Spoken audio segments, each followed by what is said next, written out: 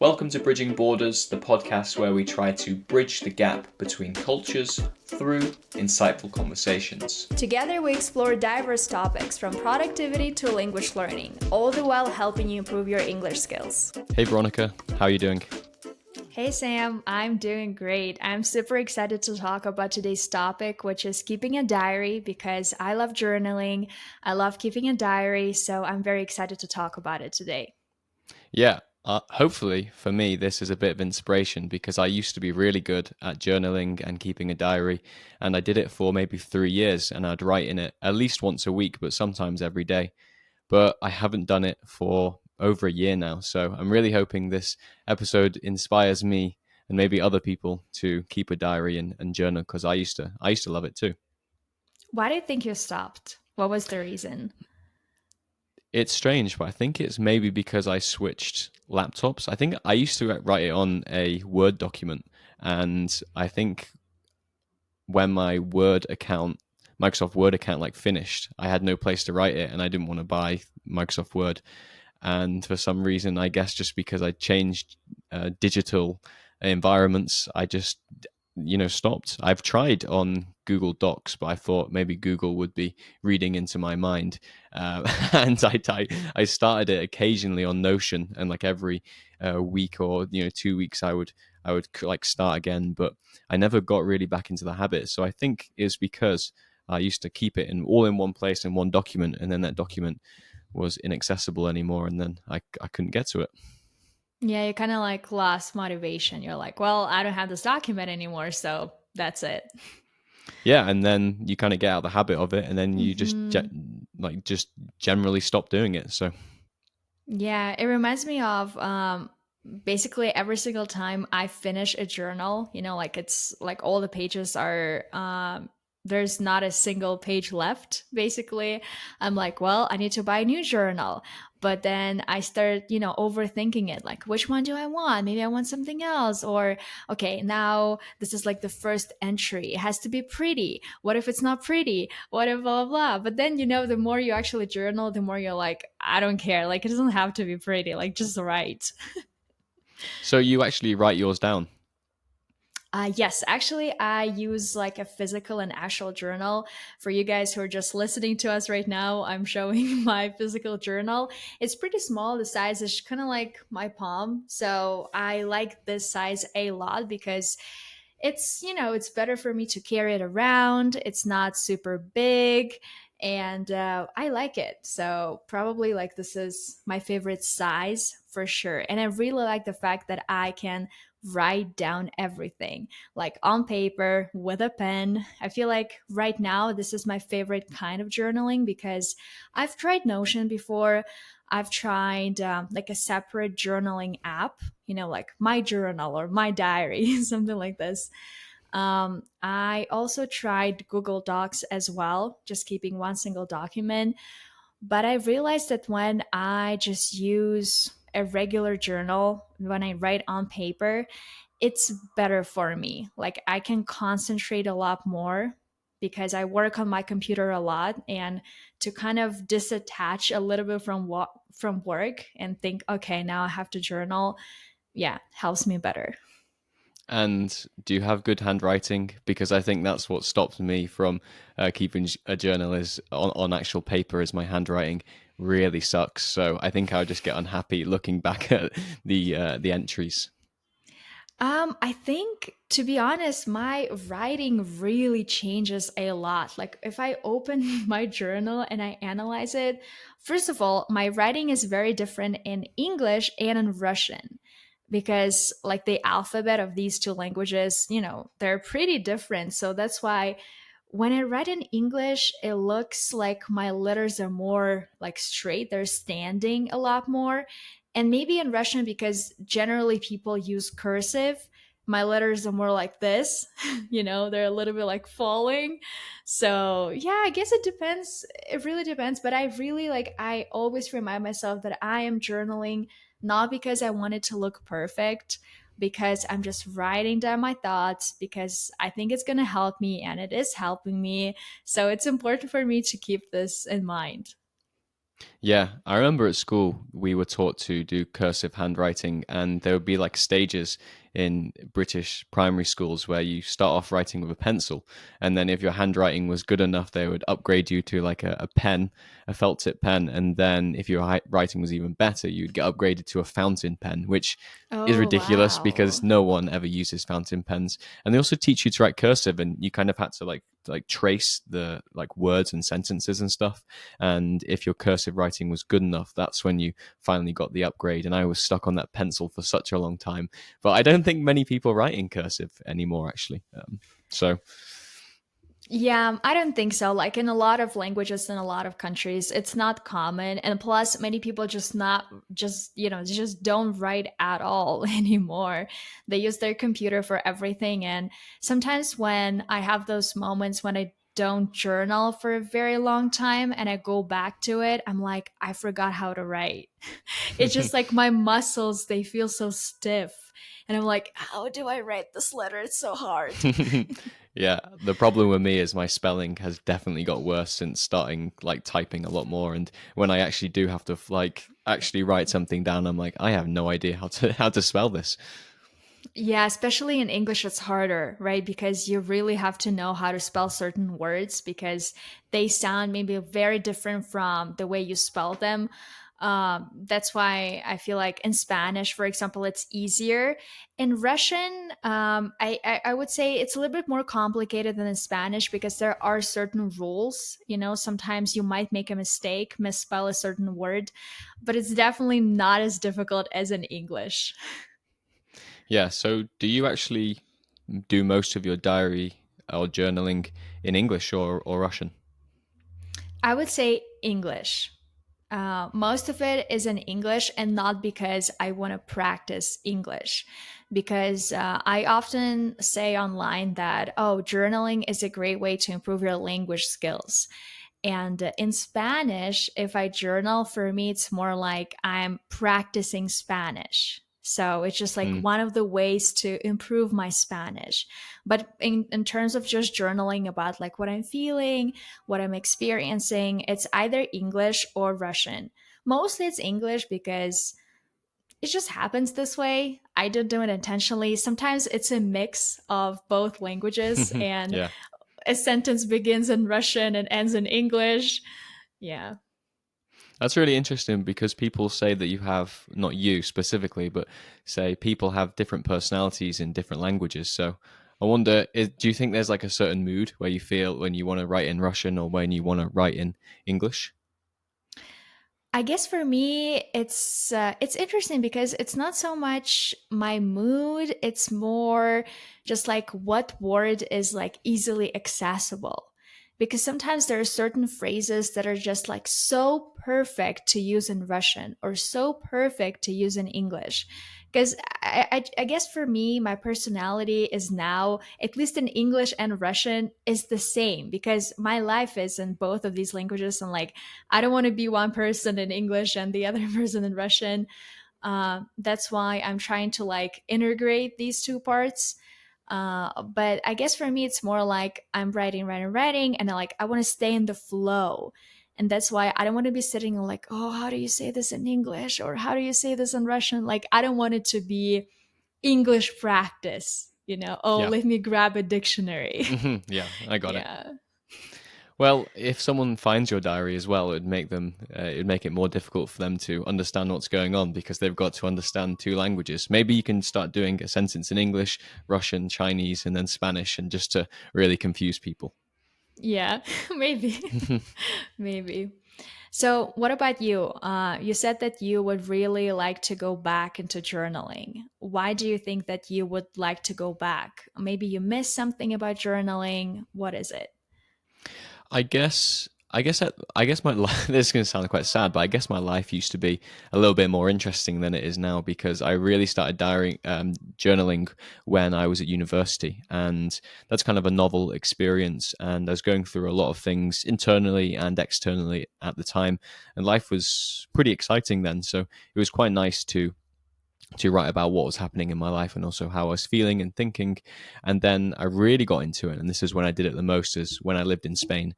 And that was really felt like an adventure to me. So it was quite interesting to write about my life because my life was quite interesting. But now I've kind of got bogged down in working and stuff that my life is pretty repetitive, and I'm kind of more emotionally stable than I used to be. So there's less interesting things for me to write about internally and externally. Again, maybe I could write about what's happening outside of the world, but yeah, it's something that I'd like to start again. But I think that's why I used to do it a lot more than I do now. But maybe also because, as you said, yeah, like you right now you have a lot more stability. And also maybe that's why it reflects on your mental state too. Like you just feel calmer than before. And as you said, maybe before, as you said, your life was more interesting, but maybe it was also more stressful. And like you had a lot more thoughts, going on your head. And you constantly had to, like, okay, let me just write it down. Let me do this, like analyze that. And now you're just like, well, this is my life and this is great. I'm calm. Because I feel like a lot of people who uh, struggle with like anxiety or something like that, they would give everything to have this like calmness and peace of mind. And there's this a term that I learned a few years ago, monkey brain. People use it a lot, like when they start meditating, for example, or when you struggle with anxiety, like you just cannot focus on one thing and your thoughts are like little monkeys just running around, running around. You're just like, oh my God, stop. So it's definitely, I think you can approach it more from, my life is calm and it's great. I love it. Yeah, I think you're right because I definitely used to write when I was more anxious or generally more Hmm. sad, and that was when most of my diary entries probably happened. And if you maybe went back, you'd think, oh, Sam, is really having a bad time at this period of his life, but it's definitely relatively worse than it is now. But I guess I did tend to write more when I was more anxious or sad because it's a place to release your thoughts. And maybe because I have a girlfriend now, I just kind of tell her about everything I'm thinking and feeling, and she has to manage it rather than a blank piece of paper. Hmm. Yeah. And so when you were journaling before, what are some of the benefits that you discovered for yourself when you had like a lot of anxious thoughts? Like how journaling actually helped you? So I think you can think about it as an immediate release in the sense that you can put down some of those heavy thoughts because if you are anxious about something, you might be carrying around that thought in your head for a few hours, the whole day, a few Mhm. days, weeks, and sometimes they can really bog you down when you're continuously thinking about these stuff, or you catch yourself thinking about these things. So one of the really nice things about journaling is that you can kind of get it to leave your brain, and you might not be ready to speak how speak it out loud. And a nice first step is to write it down on paper. So there is an Mhm. immediate release by kind of releasing that heavy thought. And for some people, especially men, they don't really speak about mental health as much as they probably should do.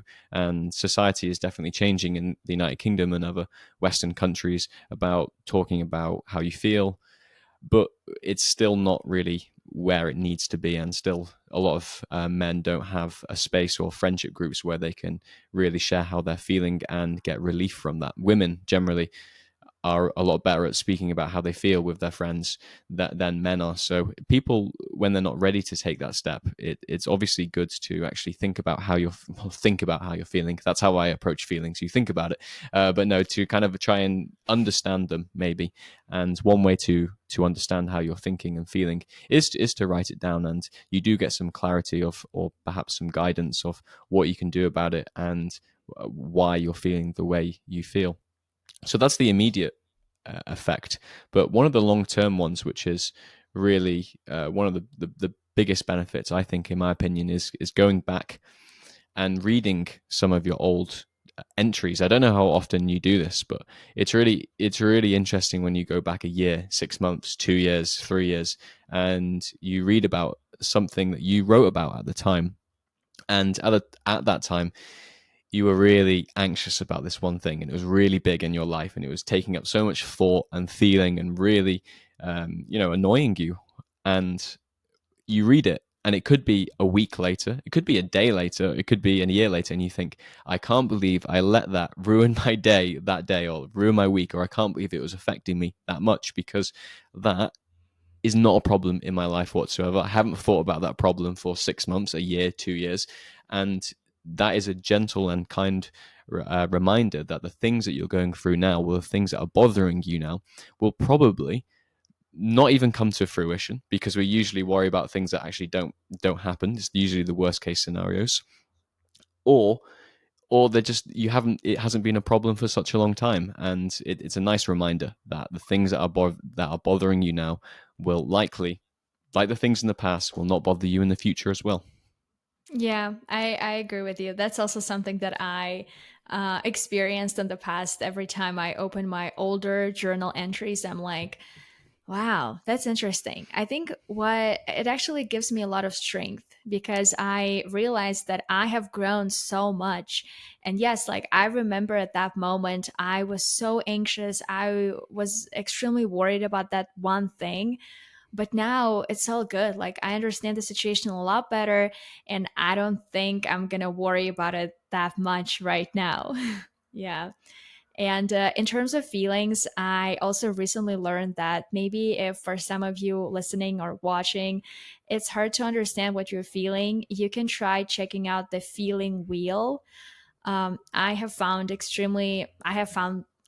this feeling wheel extremely useful in therapy because sometimes I do not know what exactly I'm feeling. And instead of expressing clearly that I am feeling sad or I am feeling happy, I say that I'm feeling emotional. It's something that I recently discovered about myself. And I also think that feeling will can kind of help you learn more words. Sometimes we just don't even know like what we're actually feeling. And the way it works, you can Google it right now or later, is basically, you think you're feeling sad and then you go deeper. Like, what do you actually mean by that? Like maybe you're feeling like overwhelmed or hurt, and then you go in deeper. So I think it can be a very useful tool for people who struggle to express their feelings clearly. Like they start thinking about what they're feeling and you don't know, you don't really understand. And just looking at all of these words can at least guide you in the right path. Because sometimes I can be feeling emotional because I'm very happy, and I'm very emotional because I'm very happy. But sometimes I'm emotional because I'm sad. So it's just so important for me sometimes to look at it, analyze it a little bit, and then um, this helps me journal better, and also it helps me understand my emotions a lot better.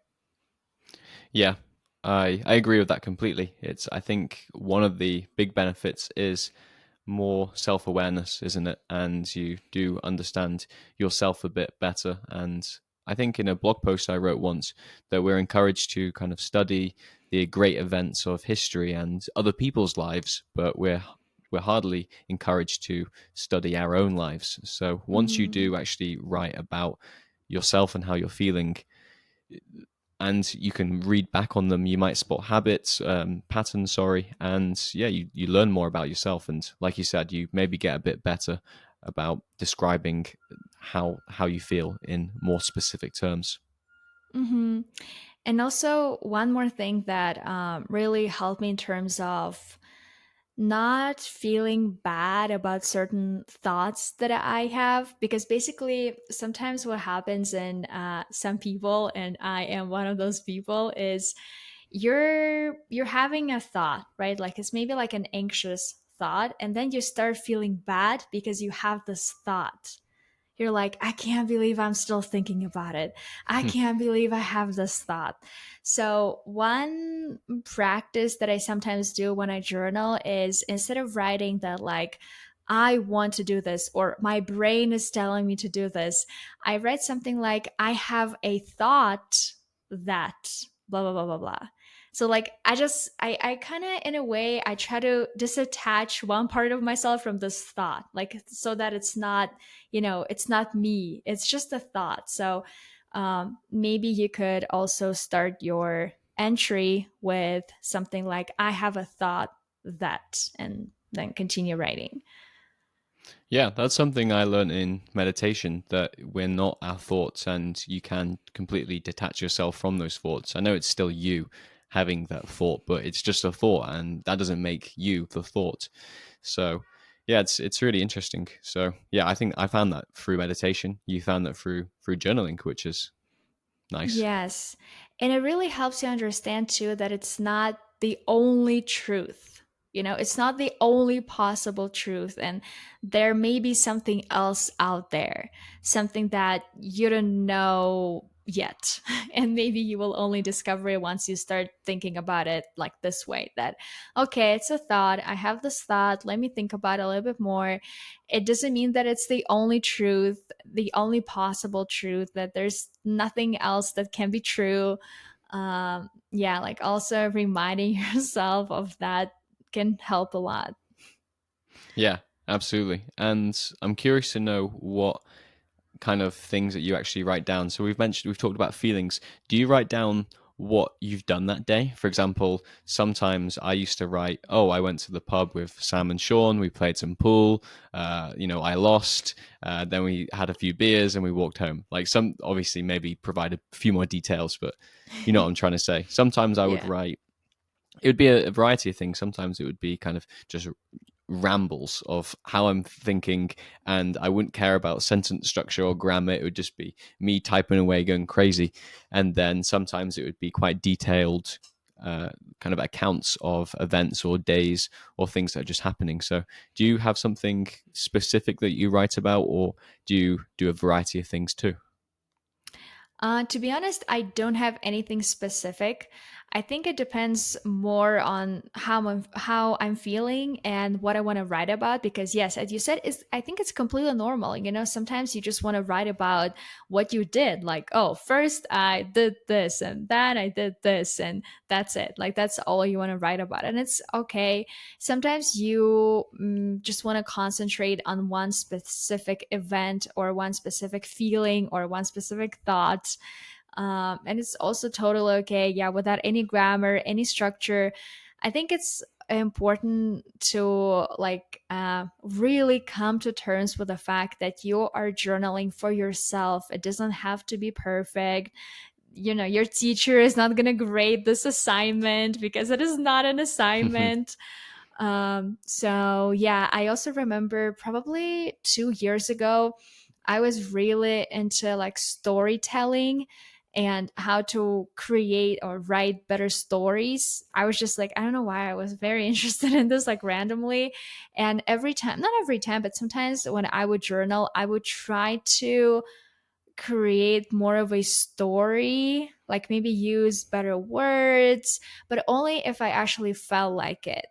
Like I actually wanted it to, you know, how sometimes people publish books that look more like journal entries. Hmm. It's like their personal, maybe like a memoir, right? Something like that. So I was trying to write more like that instead of just dumping every single thought on paper. But I stopped. I haven't done it in a while because obviously it's pretty hard and time consuming. You actually sometimes need to use a dictionary because you're not sure. But I was only doing it because I actually wanted to do it. But now I don't want to do it anymore, so I stopped. Yeah. Yeah, I think it's weird because I think some people when they're writing a journal they do have in the back of their mind that it might be read one day by someone else. And yeah, I don't know. I One of my favorite books is Meditations by Marcus Aurelius, which was it's a kind of a philosophical book on stoicism, but it was his personal diary, and I don't think he ever intended for it to be read by anyone else. But now it's one of the most famous philosophical books within the Stoicism branch. And yeah, millions of people have read it. So maybe he thought, this is my personal diary, but one day when I die, yeah, people will find this and they'll read it. But yeah. Yeah, I think it's kind of, it feels a little different when you know, like this will never be read. You're just writing it for yourself. I don't know, at least for me. Maybe for someone else, they don't care. It's the same thing. But for me, I would probably write differently if I knew someone else would read it. It's hard. It's hard to be like brutally honest, write whatever you want to if you know that, especially like millions of people are going to read this. Yeah, Yeah. yeah, absolutely. I used to write a blog at the time when I was really journaling a lot. So I think I kind of really liked the idea of trying to write in a good way. So I try to be Hmm. quite stylistic with my entries, and I would try and improve my writing. Not every single entry, because sometimes, like I said, it would be really boring and robotic and just writing something down or me rambling. But yeah, I would take an active interest in trying to improve my writing. So I use my journal as a place to practice, I guess. Hmm. Yeah. It's, as you said, like you use your journal as a place to practice. And I feel like it's, in a way, it's connected to what we talked about, how sometimes you would read your old entries and you would see, like, oh, um, I have made a lot of progress. Like in life, we kind of practice in general. Like we try something, we fail at something, and then we learn from those things. We make mistakes and we learn from them. And it's kind of like we're changing, we're constantly changing in a way. And the reason why I'm saying all of this is because I also, for myself, I understood this one thing that became extremely helpful. Sometimes when I'm experiencing something difficult, maybe I'm feeling quite anxious, I try to remind myself that it doesn't mean that I will always feel this way. Because sometimes it feels like when something hard is going on, is happening in your life, it just feels like you will always feel this way. It will always be like this, and there's nothing you can do. Like this feeling can be so overpowering that like you're like, oh well, I don't know what to do. That's it. Like it's just here. It will always be here. So just again reminding yourself that it's not true. It's not the only possible truth. Maybe it will not always be here. And yeah, and I think I always wanted also wanted to make this disclaimer that everything we're sharing in this episode is based on our experience only, because I know that we're going to be talking about a lot of personal things and things related to mental health. So obviously always talk to your professional, your therapist about it if you want to implement something in your life. Yeah, absolutely. Have you read Anne Frank's diary? No, but I really, really want to. I have this book in my e-reader. I always wanted to read it, but yeah, not yet. What about you? Yeah, I read it. I think I've read it twice, no, maybe once, but I read it 2 or 3 years ago, and I was so impressed because I read it, I'd say 2 years ago. I was 25 and a male, and I read it in 2021, and I thought, okay, I'm not gonna have. I didn't go into the book thinking this, but after I was done with it, or halfway through, or after I've read enough, I thought, wow, I've actually got a lot in common with this. I think young, not even a teenage girl, who was hiding in a house during the Second World War. And she obviously had a lot to write about in terms of things happening externally, but her life was so incredibly narrow because she was forced to live in this kind of house and she would never be able to leave.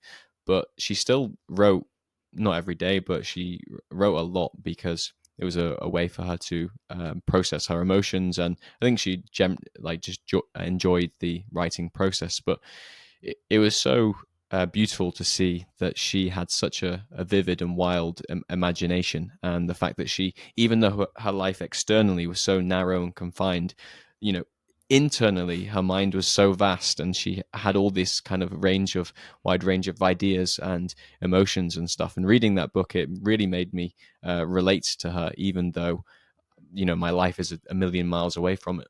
But I really recommend it. Wow. Yeah, I think I first discovered this book when I was in high school. I really wanted to read it, but then, life happened. I didn't read it, and I came back to it probably 3 years ago, and I still haven't read it. And now you told me about it, and I'm like, well, now I have to read it. Absolutely. It's like, it's always kind of like so close to me, but I haven't been able to actually open it and start reading. Yeah, I have many books like that that I got last Christmas, the Christmas before that, and I just still haven't read them. But this Christmas, I've asked for new books, and they might even end up on that list of books I don't read. So, is there anything else you want to add? I think in terms of journaling, I feel like it kind of reminds me a lot of language learning as well.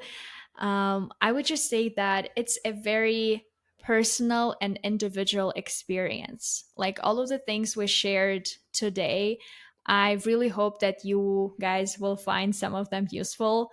But if you feel like something else is better for you in terms of journaling, something else is helping you more, maybe you're using a different strategy, you're only, typing things out on your computer and you cannot imagine like having an actual paper journal, it's absolutely okay. If that works for you, you do it. Because it's kind of the same thing in language learning. Very personal. If you find the thing that you like and it's working for you, then go for it.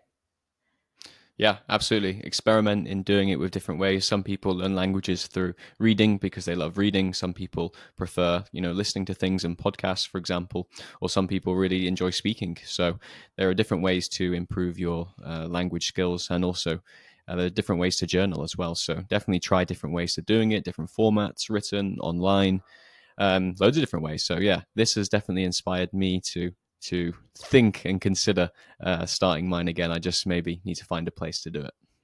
Yeah. And it also reminded me of how I used to keep a bullet journal. So, bullet journaling is also something that I tried before. It's a form of journaling, but it's a lot more strict, I would say, because I feel like you're putting those like boundaries on yourself, but some people really enjoy it. A lot of people try to make it look good. Like they doodle, like add little pictures. And it's also a way of keeping track of your tasks, of planning your life. So, unfortunately, I don't have this bullet journal anymore, so I cannot show you guys. But the way it works is you open it and maybe you want to write the things you want to do today. So it's not just your thoughts, but it's kind of everything. Maybe you want to like keep a tracker of how many books you're reading or how many pages you're reading every day, let's say. And you can keep it extremely simple. It's going to be basically like a book about your life and everything. Like everything you want to keep in there, you can keep in there. But a lot of people make it look good as well. So they add some pictures, or maybe they, doodle something like a little fish, a little star, something like that. So they buy like special pens to make it look pretty, pencils, pens, markers. And I was that person. I wanted to, make it look all pretty.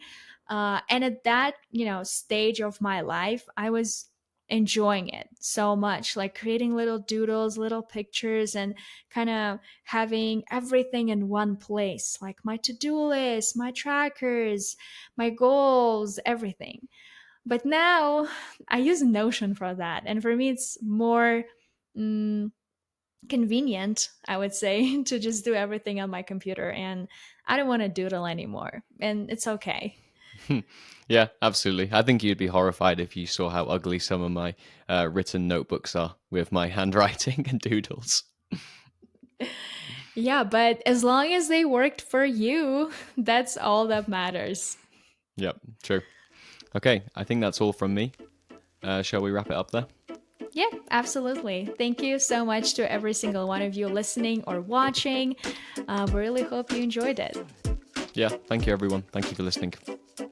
Bye. Thank you for joining us on this episode of Bridging Borders. If you enjoyed the conversation, be sure to subscribe to the podcast for more useful insights. Stay connected by following us on social media. You can find us at bridging_borders_podcast. Until next time, keep exploring, keep learning, and keep connecting.